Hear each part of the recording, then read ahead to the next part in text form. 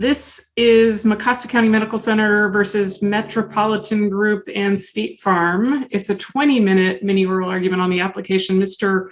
Rossi and Mr. Wiener, I assume you all have figured out how you're going to split your 20 minutes. You can try and reserve some of that for rebuttal, but we want you to try and keep track of it. I know that gets complicated when you're splitting time, but you look up for the task.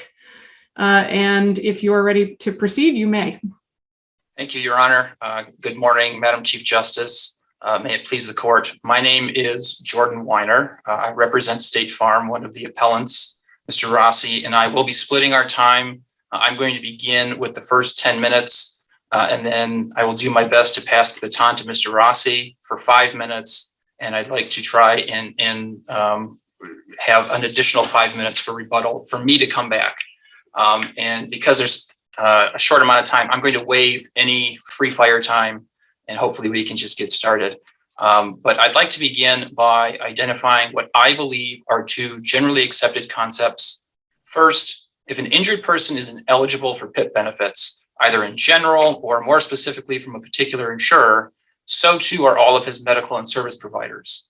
And second, res judicata and collateral estoppel preclude relitigation of settled claims and issues. We must operate under these principles because it would be antithetical to the no-fault system to permit an assignee provider to recover where the assignor claimant is barred.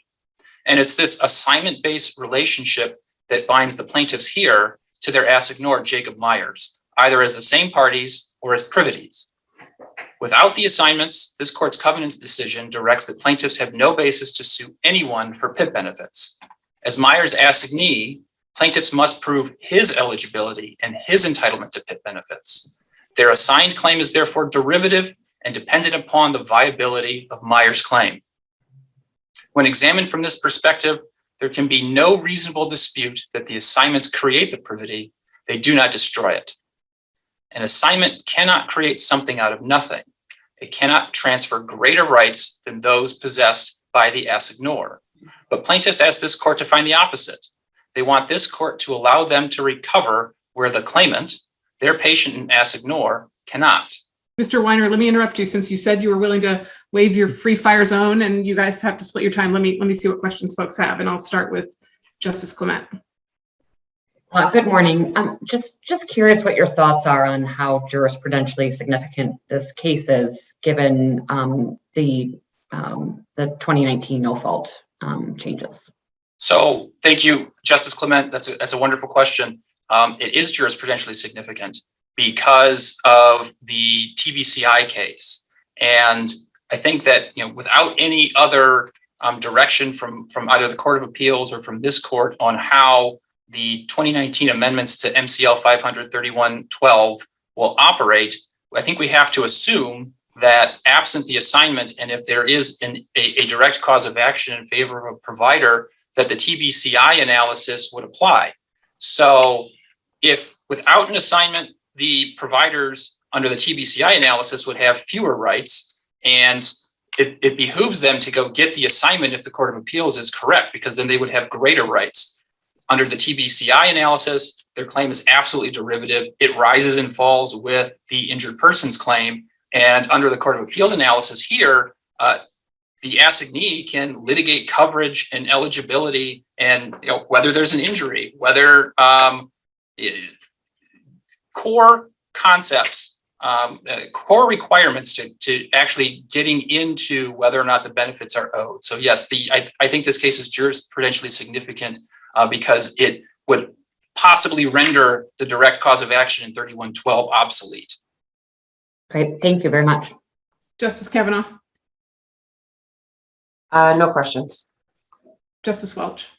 I will wait until Mr. Rossi is finished and then ask questions. Okay, Justice Zahra. Thank you. It seems to me that there's secondary sources that's cited by plaintiff, which clearly state that the assignee is bound only by the judgments that take place before the assignment. I'm trying to make sense of these authorities, and I question whether they apply to a unique statutory scheme like the No Fault Act. Do you have any thoughts on that? Justice Zahra, I tend to agree. The No-Fault Act as a closed system is unique. Res judicata and collateral estoppel are supposed to be flexible principles and take into consideration the uniqueness of circumstances that are before the court. I also don't necessarily think that the treatises answer all of the questions. This court's opinion in Jones versus Chambers shows that a pre-adjudication assignment could be, the judgment could be preclusive, even though the assignee was not a party to the action. So if we're just going to go down the road of the treatises say only after rendition of the judgment is preclusive, Jones versus Chambers certainly suggests the opposite. And again, a unique circumstance, right, where we had the decision basically dictating whether or not the assignee actually received something in the first place, very similar to what we have here. The Wayne Circuit Court found, beyond a question of fact and as a matter of law, that State Farm was not the responsible insurer. It wasn't the obligor. This isn't something that needs to be relitigated over and over again. It's something that is going to be true in the assignor's claim and every assignee's claim. And every assignor, the assignor and every assignee's interest in that respect is absolutely aligned. And in addition to that, I don't think the treatises really kind of discuss the type of assignment that we have here. They talk, A owes B $100 and assigns some of that to C. That's not the type of assignment we have here. We have contingent assignments. The assignments that we have here are more B may be owed some amount of money from someone, assigns some of that to C, and they both sue A, and it turns out that A isn't the one that owes the money. So that's not really accounted for in the treatises. So I think those are the distinctions, and being flexible principles, it'd be a reason to stray from the treatises. Thank you. Justice Viviano. No questions. Thank you. Justice Bernstein. Good morning. No questions at this time. Thank you. You may continue or pass the baton, or you choose. What I'm going to do, Your Honor, is I think I will pass the baton and come back for rebuttal. Sounds great.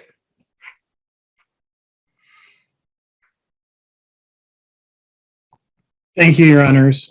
Chris Rossi, appearing on behalf of the appellant, Metropolitan Group Property and Casualty Insurance Company, and I'll be fairly brief. And of course, I'm happy to answer any questions. But before I do that, I would point out that even after the assignment of benefits of his no-fault benefits to the hospitals, Jacob Myers still had a legal right to pursue his claim for PIP benefits.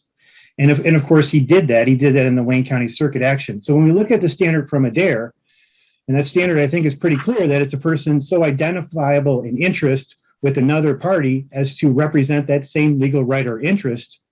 I would submit that's precisely what Jacob Myers did in his case in the Wayne County Circuit Court when he pursued a claim to an entitlement to PIP benefits. And this is what I referred to in the briefing as the unique nature of no-fault assignments. And perhaps that wasn't the most artful way to refer to it, but I didn't know exactly what to say. And I'm comforted by hearing Justice Zahra talk about the unique scheme of no fault, and it is unique. And I think that these assignments are unique. And why is that? Because it's a rare situation, unlike those treatises, and unlike the evolution of assignment law, really unique to no fault benefits are both parties maintain that same legal right to an entitlement to PIP benefits after the assignment. The treatises tend to address such circumstances where there's been a complete assignment of the rights. And so I searched for cases that I could analogize to this, and it's difficult to find. I called the court's attention to Southern District of New York case, a federal court case, because that case looked at a situation in a collection context relative to an assignment. And the court there concluded that both parties are real parties in interest. And that hit me, because that seems what we have here. And I saw in Appellee's briefing that there was this idea that they're actually the real party in interest, not Jacob Myers, but I don't think that that's really a fair way to look at it, because Jacob Myers still had the right to pursue that claim. And something else I would point out is that the Jacob Myers decision, the remedy for that was to appeal it. And of course, that decision was never appealed. And that's significant, because Jacob Myers will never be entitled to PIP benefits under any scenario. And I think that's the risk we run here, is that this could be a case where we have inconsistent rulings. And I think, and my understanding is that's what res judicata, collateral estoppel, those doctrines are designed to prevent that type of situation, where you have a situation where this case was decided, this person's not entitled to PIP benefits, and now we have a separate case where their medical providers are entitled to PIP benefits.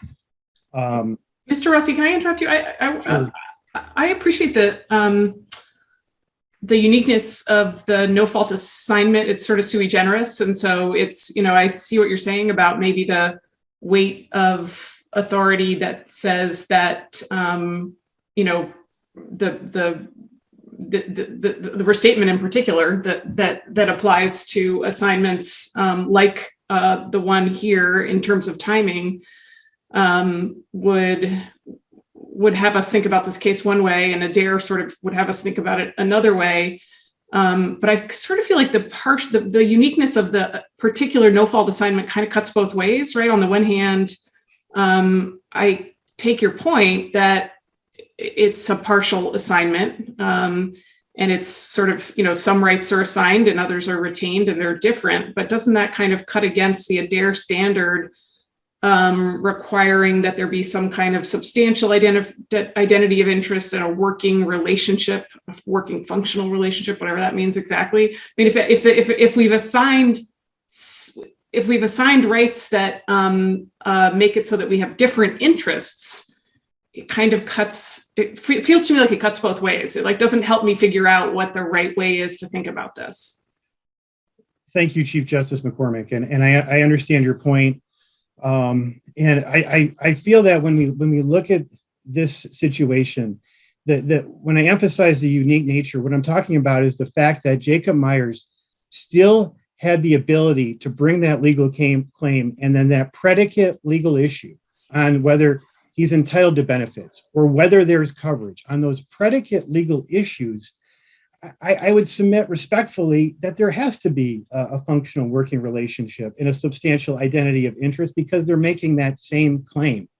And that's what I think what happened here when, after Judge Hughes' ruling in the Wayne County Circuit Court, I think Judge Lieber gave a lot of deference and respect to that ruling when he looked at the doctrines of res judicata and the TBCI case, because I think there's an understanding amongst the trial courts, and even judges who will champion this idea of due process or day in court, even the judges who that's at the forefront of what they're about.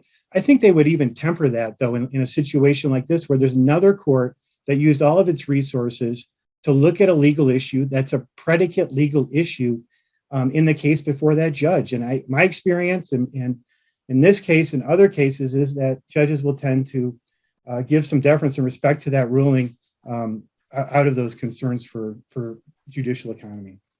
I'm going to see if anybody has questions for you before we go further. Anybody with questions for Mr. Rossi, just unmute and ask him. I don't see any. You may continue, or you may reserve for the team. Up to you. I would like to reserve. Thank you very much. Okay, absolutely. Mr. Gavin. Thank you, Chief Justice McCormack. I will attempt to be brief in my opening remarks. I do want to give the rest of the justices an opportunity to ask questions, but let me just say that in my judgment, this case presents a fairly narrow issue. It's simply whether an assignee is bound by a judgment secured by the assignor after the assignment. This is not a novel one. Many courts, including this one, have considered this many times in the past and have answered uniformly, no.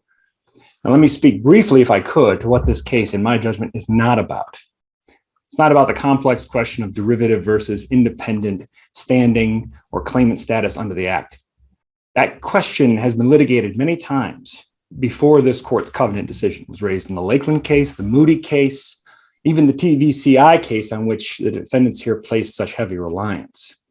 Their arguments are tied to this question of independent versus derivative status under the No Fault Act, but Covenant, this court's decision in Covenant, upended that line of cases, made it clear that providers could only proceed under assignments from their patients to assert no-fault claims.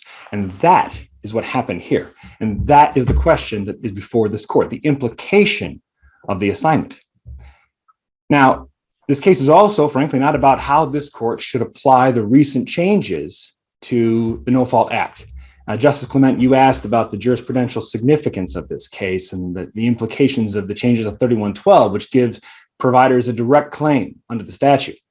Now, that act was enacted in response to the Covenant case, but that issue, which may or may not reincarnate this issue of derivative versus independent, is not before the court today. My clients have not claimed 3112 standing, and it almost certainly will come before the court at some point. But as I said, that day is not today. That's on an accident. We are dealing with an accident and treatment that occurred 2 to 3 years before these amendments ever happened. Frankly, this case is not even really about any interpretation under the No Fault Act itself. The relevant question here was resolved by this court in the Dye case. And we know at this point, the Wayne County Court got it wrong. The judgment it entered was erroneous. We know that Metropolitan and State Farm's denials on that basis, the basis that Jacob Myers was excluded, was wrongful. We know that Jacob Myers properly insured his vehicle with Metropolitan, and it was thereby not excluded from PIP. There's no legitimate dispute on those points. We come back to then the critical issue, which the Court of Appeals here rightly identified, is whether the post-assignment actions of an assignor can impair or impede his assignee's rights under that assignment. That's where I want to focus my remarks. As we've briefed extensively, this court has long held that post-assignment actions cannot impair an assignee's rights. An assignment is fundamentally a transfer. In this case, it was a transfer of a chosen action, a legal claim. It's a property right that my clients obtained, and our law protects property rights. The assignee acquires something of value from the assignor and cannot be deprived of that without due process of law. And that is why this court has been consistent. An assignee cannot bind his assignor via a subsequent judgment. Almost 2 centuries of this court's jurisprudence have gone in that direction. As far back as 1858, the Warner case, in 1897, the Altman case, the Seymour case 2 years later, all ultimately noting or even holding that the post-assignment actions of an assignor cannot bind his assignee in a judgment. The Seymour case even went so far as to characterize it as doing violence to the elementary doctrine that a person shall not be divested of his legal rights without an opportunity to be heard in his defense. This, in our judgment, is settled law. And let me just speak to the question of whether or not, because this is a no-fault case, it's somehow unique. Justice Zahra, you raised that point earlier on. And you were questioning how the authorities, I think, would have dealt with this in the restatement and the general rules that we've articulated. And to your point, Justice Zahra, it's a good one. And it's the answer is actually provided in the authorities we provide to the court. And specifically, if you look to the restatement of judgments, section 55C, and also the restatement of contracts, section 326. Both of those deal specifically with the question of partial assignments. And what they say is the partial is treated as the whole unless the obligor objects, in which case the remedy is mandatory joinder. And that, to your point, Justice McCormack, is how I would urge the court to think about this. The obligation in that kind of environment where you have 2 potentially inconsistent or competing claims to the same body or general claim is to join the parties before the court and have it fully adjudicated. Now, Michigan actually accords with these general rules in terms of a assignor cannot bind his assignee and is not preclusive except as to pre-assignment litigation. And frankly, even the Supreme Court agrees on that in the Postal Telegraph case that we cite. So that is where, in my judgment, and I think the case law supports, the privity ends. There's no question that there is privity between assignor and assignee, but it ends at the time of the assignment. That's the critical piece. And that's the property right that my clients cannot be divested of under our Constitution. Mr. Gavin, let me interrupt you and see what questions folks have, and then we can get back to you if there's more time. I'll start with Justice Clement. No questions. Thank you. Justice Cavanagh, No questions for me. Justice Welch. Yes, thank you. I do. I have a quick question. I'm wondering here why, Mr. Gavin, your clients didn't just intervene. I think they knew about the lawsuit. And why didn't they collaborate him on the case? I can say, Your Honor, that in this case, the cases were actually filed on exactly the same day. So when my client filed its lawsuit, it just circumstances conspired to actually have it so that Mr. Myers filed his lawsuit in Wayne County on exactly the same day. Now, interestingly, all the relevant facts and circumstances that give it rise to this particular claim, Mr. Myers' accident, where he lived, in the residency question, the treatment he received, all occurred in West Michigan. Frankly, I'm at a loss to understand why this case was filed in Wayne County by Mr. Myers, but it was filed on the exact same day as my client. Now, given that my clients had received valid assignments that allowed them to pursue the claim, there was a decision made that those cases could proceed accordingly. And now I would say on that point, Your Honor, and it's a great point, the question of intervention versus joinder. And that's a critical distinction in the law. Because if you look at our court rules, intervention is itself permissible. It's not required of any party. Joinder, on the other hand, if a party seeks to object by the absence of certain parties that are necessary to the adjudication of the case, that is mandatory under our court rules.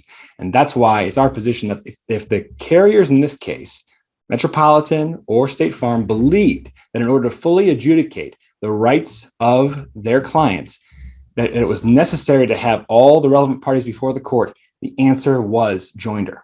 And our case law actually supports not only that is joinder the right remedy, but if the carriers in this case, a case like this, have notice of it and elect not to avail themselves of that, the objection is waived. That's the USAA case cited in our papers and also the Right Way Refuse case. State Farm and Metropolitan elected to not seek mandatory joinder in either Wayne County or in the Kent County case. Now, I'm going to guess that Mr. Rossi is going to come back and scream in response, but we filed a motion to change venue. Your Honor, that is absolutely true, and it is absolutely irrelevant because at the end of the day, what my client responded to was the motion before it, and that was framed as a question of what is convenient for the parties and witnesses. And we properly responded, again, in my judgment, that the convenience was all in West Michigan. It was all in Kent County. That's where all the treatment occurred. That's where Mr. Myers lived. That's where the accident occurred. There was nothing convenient about Wayne County other than the fact that apparently Mr. Myers had chosen to file there. Thank you. Appreciate that. Justice Zahra. You're muted. Sorry. Yeah, no questions this time. Thank you. Okay, Justice Viviano. Just briefly on this mandatory joinder point, I just want to make sure I understand what you're saying. You're saying if they had moved for a joinder, you would not have opposed that, or the court? I'm saying that had to grant that. Yes, Your Honor. We have a big problem in our state because we have these no-fault cases where we have one accident and one injured party, and then we have 15 lawsuits in 15 different jurisdictions. And it's horribly inefficient, and it raises everybody's insurance rates and everybody's legal fees, I guess. But and so I'm just trying to follow what you're saying. You're saying the way out of that is joinder? All they have to do is join all the claims, and then your client would never object or have grounds to object to that? I would say, Your Honor, two things. What my client would have done in the moment, I won't speculate on, except to say that we responded to the motion that was presented to us. My answer to your question, though, is to what the solution is to that problem that you're identifying. And I don't disagree with you, Your Honor, that there is a problem in terms of proliferation of litigation. But I would say that the answer is mandatory joinder. When an insurance company, which, by the way, the insurance companies are always in the best position to know the cases that are out there, who they're defending against, and where those cases are currently pending. That is not only their, frankly, opportunity to act and actually seek mandatory joinder from the courts of the state, but they have an affirmative obligation under our case law to do so if they want to object to the fact that there are multiple cases pending in different litigation in different courts over what is fundamentally the same motor vehicle accident, we'll say. So I think, Your Honor, you're absolutely right that mandatory joinder is the solution potentially to address where you have multiple, say, providers and a patient litigation pending in different jurisdictions. Does there need to be an amendment to either the statute or to the court rules to accommodate this? I mean, I don't want to go too far beyond this case, but this is sort of something I've been thinking about for several years. To your point, Your Honor, I would say that it's certainly the case that under the existing court rules, the courts have power to hail parties into court where they believe it's necessary to afford them complete relief, to afford, say, a defendant complete relief or a plaintiff complete relief. I would suggest that two things on that point. One, this court can potentially provide guidance to lower courts through either an amendment to the court rules or even via an opinion that clarifies that joinder is the proper remedy, and the courts should, in fact, do so. Now, should there be an amendment to the court rule? I suppose that's one option. That doesn't mean it's the only option, but I could see that being a viable option. I think the court has the power under its superintending control of the lower courts to do just that, recognizing that, at least insofar as 3112 is concerned, these cases will continue. All right. Thank you, counsel. Thank you, Your Honor. Justice Bernstein. I don't have any questions at this time. Thank you. You may continue, Mr. Gavin. Thank you, Justice McCormack. Just a few other points. As I said, under the No Fault Act, the assignments, because of this sort of structure that our legislature has created, the assignments are by definition partial. Their lifetime benefits attach under an individual's accident. And so the MCL 53143 only avoids the assignment of future benefits. And so we know that any assignment that occurs is going to be by definition a partial assignment. But the case law and the restatement and authorities we've cited supports that those are not only permitted, but as I've alluded to, the remedy is joinder. Finally, two additional points. Now, collateral estoppel, in our judgment, simply doesn't apply here. Let's get to the nut of that issue, because there's no question of fact that was actually litigated and determined. In this case, the issue is a question of law. The question of law, which is the Wayne County Circuit Court issued its judgment based upon an erroneous understanding that this court clarified in Dye. There was no unique set of facts that needed to be adjudicated by a jury or resolved in the Wayne County litigation. This was solely and exclusively a question of law. And so we know that under the collateral estoppel analysis, we don't actually need to go, there was no question of fact actually litigated and determined, and so collateral estoppel doesn't apply under element 1. Which leads to the question of res judicata. And that's really the question at issue in this case, whether or not res judicata does apply to bar my client's claims. And my answer to that is obviously, among other reasons, no, for essentially the same reason. We've already talked about the fact that my clients have an independent claim once they obtain an assignment. But let's talk about, even if the res judicata test were otherwise met, this court has declined to apply that doctrine where the issue is a question of law and there has been an intervening change in the law. We've briefed that in our papers, but I would cite and support the Pike case, the Socialist Workers Party case, the Young versus Edwards case, and even the Monat case, which talked and cited favorably the restatement of judgments with approval, directing courts to look to, among other factors, whether a litigant had a full and fair opportunity and ultimately holding that relitigation is not precluded where the issue is one of law and a new determination is warranted in order to take account of the intervening change in the law, which is exactly what we have here. Fundamentally, this case is going to ask this court to decide between two valid and competing doctrines. There's a collateral estoppel res judicata as prudential doctrines created by courts to conserve resources and avoid inconsistent results. On the other hand, we have the elemental constitutional right to protect against the deprivation of property without due process of law. As Justice Ginsburg put it in Taylor, the deep-rooted historic tradition that everyone should have his day in court is itself a bulwark standing against the application of claim and issue preclusion to non-parties. That is because the question essentially asked by both issue and claim preclusion is one thing: was due process provided such that the matter is now and should be fully and finally resolved?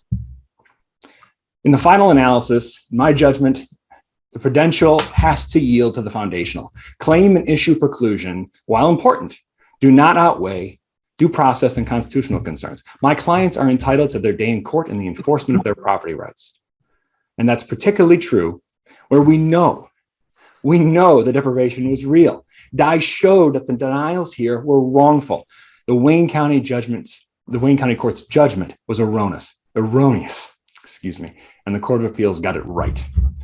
Thank Mr. you. Gavin, can I get back into the mundane question of how we can deal with the fact that these cases this is probably the biggest area of litigation in our courts today, district and circuit, and they're clogging the court's dockets.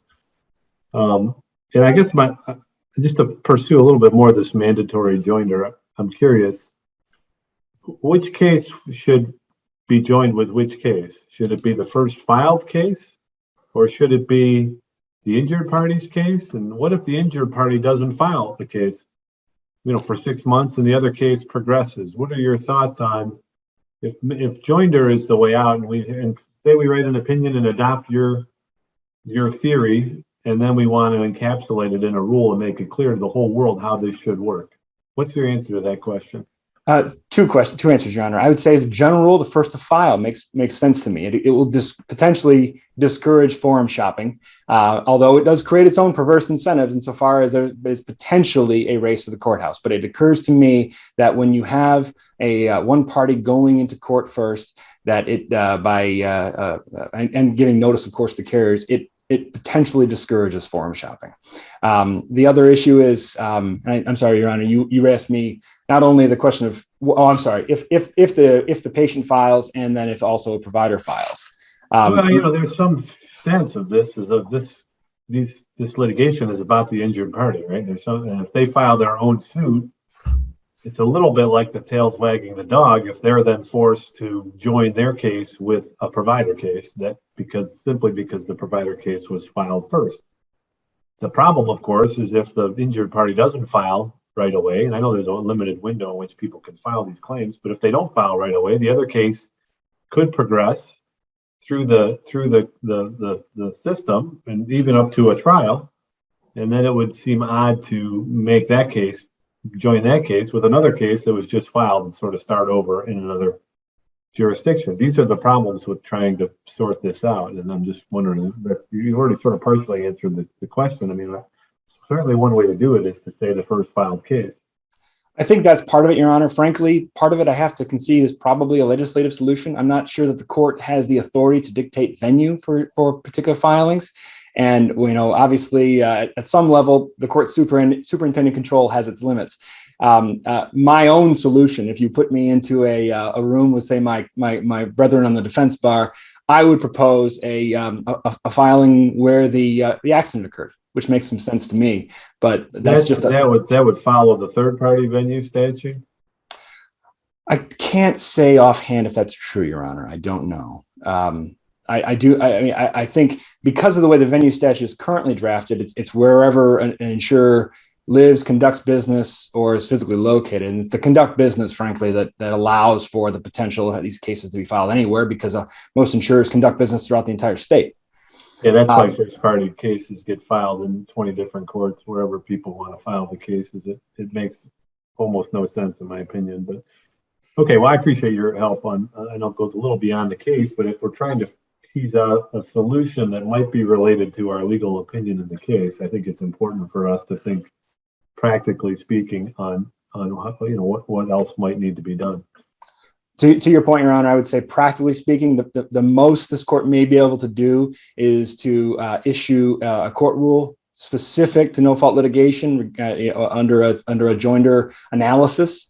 I'm not convinced, and I suppose that you have general counsel who can tell you this, but I'm not convinced the court has the authority to sort of direct venue for these filings, and that may be. No, I agree with you. I've been thinking about this and prodding our people to think about this for a long time, and part of the challenge is that it's multidimensional. I don't know that the court rule change can solve the whole problem, and it was very astutely pointed out. I'm just going to ask you about the venue statute, and I think that's something that might need to be addressed as well. I think to your point, Your Honor, the court rule change could potentially, two things. I would say, one, that directive from this court that mandatory joinder is a solution. It's not a comprehensive solution, but it is a part of the solution, is part of it. But then two, and frankly, encouraging courts to enforce that court rule more robustly. But then two, the possibility of actually amending the court rules to have a rule specific to that issue under no-fault cases may provide further ameliorate the problem. Thank you, counsel. Thank you, Your Honor. Mr. Gavin, we've used up all of your time and then some. Thank you very much. Thank you, Your Honor. Mr. Rossi, Mr. Wiener. Thank you, Your Honor. I'd like to talk a little bit about joinder and then maybe perhaps get back to Chief Justice McCormack's question about the Adair analysis. And if there's some more time, I can possibly talk about the post-assignment deprivation of the thing assigned that Mr. Gavin talked about.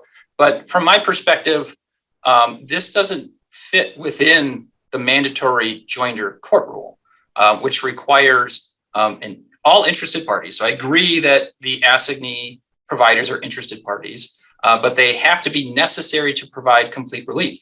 That seems to be a little inconsistent with the plaintiff's arguments that their bills aren't at issue in Jacob Meyer's case. So why would they need to be there? They insisted over and over and over again that their claim is separate, it's independent, it has no basis to be related at all to Jacob Meyer's action. But at the same time, we're hearing it's mandatory joinder is the solution. I think at best, it might be permissive joinder because both claims arise out of the same transaction or occurrence. And Mr. Gavin actually touched on something that I find really important as to why joinder isn't the all-encompassing solution. And it's that the superintending control doesn't get rid of all of the other lawsuits in other counties. So for instance, if Judge Hughes in Wayne County summoned the plaintiffs here to appear in Jacob Meyer's action, well, now they're just plaintiffs in two lawsuits. She lacks jurisdiction under the Constitution to order the Kent Circuit Court to dismiss that lawsuit. And I think that, once the plaintiffs are joined here, they're going to stick to their guns in the Kent County action and insist they can sue separately too. I mean, why would we, when they tell me that that's what they want to do, I believe it. So I don't think joinder changes their minds there. And so the other part of permissive joinder is that, the plaintiffs say, well, it is a different claim. It was assigned to us. They keep saying joinder is the result, but all of their arguments take them out of the joinder court rule.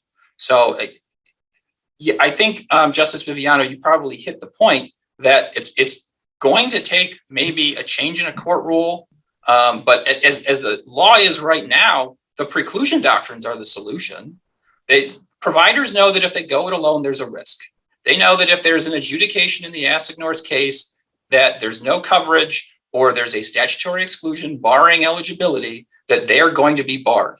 And let's say that this was all outside of litigation and they just submitted a claim to an insurance company for payment. 3112 says payments to or for the benefit of the injured person.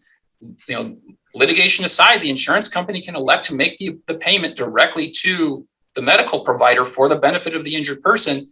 But they could simply say, I'm sorry, medical provider, your claim, that this person's claim is ineligible under 3113, A, B, C, whatever it might be. We don't know the benefits, or you're barking up the wrong tree. Like MetLife did in its initial denial here, it said, you need to go to State Farm. So, Mr. Wiener, is the insurer subject to that same risk? If you had lost the coverage determination in Meyer's action, would you be bound by that adverse decision in the provider suit, or would you be afforded an opportunity to challenge coverage there too?